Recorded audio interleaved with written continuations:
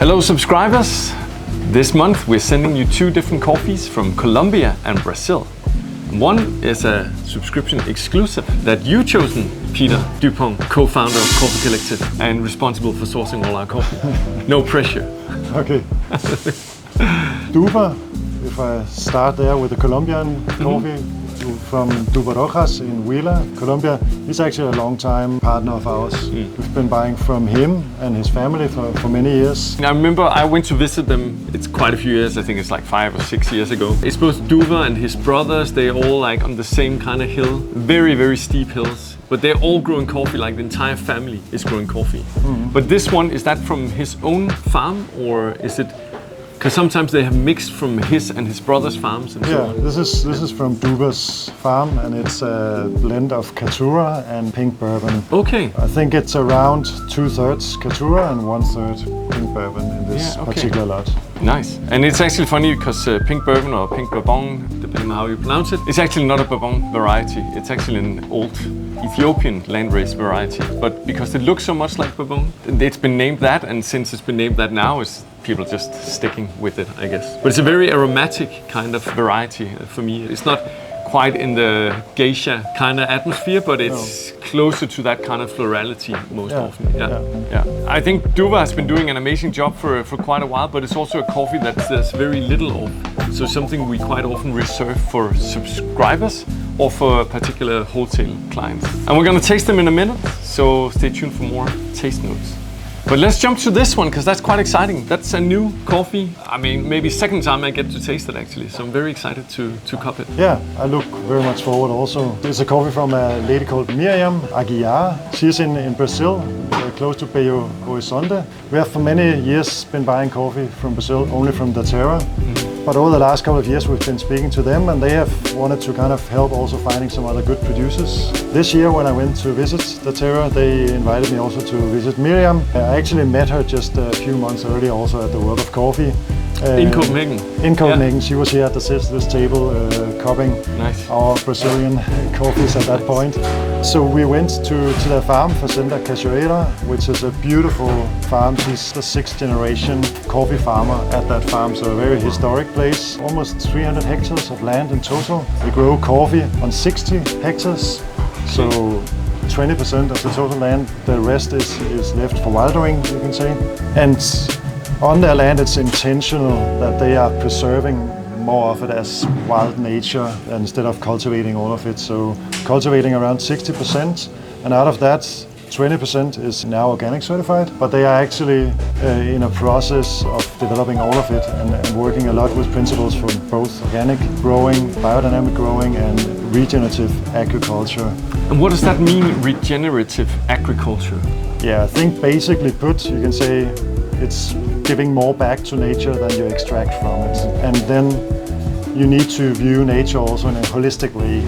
So not just putting more NPK fertilizer back than the NPK you pull out, but view the whole ecosystem holistically. And I think Miriam and her husband are really doing that in an extremely dedicated and knowledgeable and skilled way, which is just very impressive. They actually also don't just look at regenerating the lands, but also the local community. So they also have community projects going on that is very inspiring. And I think for us to present this coffee, it makes a lot of sense because it suits with our approach that actually there are a lot of skilled coffee farmers out there. And it's a matter of us as coffee buyers to support them and bring them forward to the global stage to recognize all the hard work they do. We don't need to think that we need to come from our end of the world telling them to grow regenerative or to help the local community. There are a lot of people already doing it. We just need to support them and pay them prices where they can make this work. Yeah. What about Miriam as we're tasting them? So what varieties is it and how is it processed? It's Arara variety, and it's natural processed, a very clean and careful natural processed. So I would say in the flavor you don't get a lot of fermented notes. You just get that rich, thick mouthfeel from a good, clean, natural process. Yeah, like milk chocolatey, kind of like those little bricks that the kids are drinking. They do a lot of extra work in the processing for this natural hand picking rather than machine picking, right? Yeah, in general they are very careful and hand pick and sort and cup along the way also at the different stages of the processing, cup the coffees at the farm also. And it seems like at their farm this Arara variety is also performing very, very well under the organic and regenerative conditions they have. And that's a little bit different from variety to variety. You see some varieties thriving with chemicals, but not surviving without the chemicals. So when you want to go that way, you also need to kind of re-look at what varieties to grow when you want to do it without chemicals. Yeah. So flavor-wise, I think this is a really interesting one because these two coffees are like miles apart for me.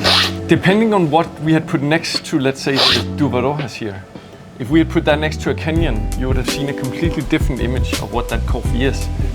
But because it's next to Miriam, which is very low in acidity and this milk chocolatey thing going on, then this is like amazingly fruity for me. Like it stood out already in the dry aroma. I was like, whoa, this reminds me more of like Kenyan coffees than typical Colombian coffees does. Yeah. And it's wild tasting it as well. Yeah.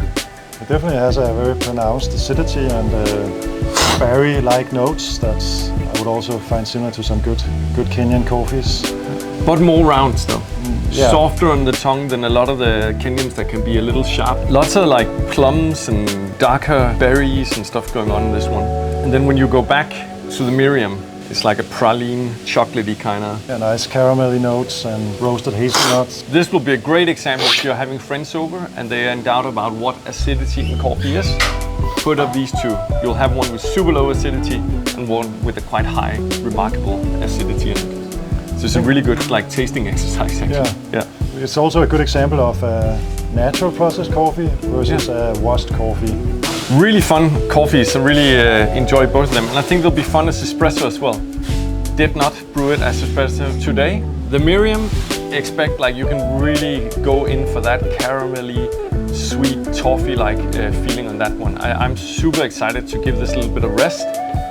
Probably gonna rest it for like 2 to 3 weeks from roast, and then I'm gonna be brewing it, and I cannot wait for that because that's a fun one to test out. Yeah, to me Duver, it's a very underestimated espresso profile. Yeah, that's just very smooth, mild, and just creamy and aromatic in the caramelly hazelnut notes. Yeah, and not necessarily in the crazy fruit aromas. Yeah, for sure. I really appreciate that as well. The Duver is definitely gonna give you more of like that acidity kick and some interesting aromas to play with as well. I think you can go longer on that one, get some of those berry and plum notes out in that to have fun with it.